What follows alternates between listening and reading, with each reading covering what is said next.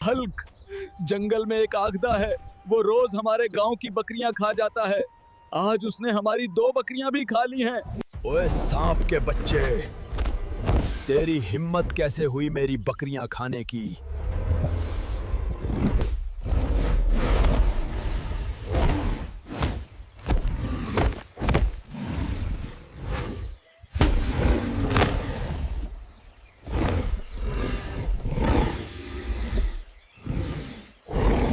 मेरे चैनल को सब्सक्राइब करो और इस वीडियो को लाइक करो ताकि मैं इस शैतान से सबको आजादी दिला सकूं।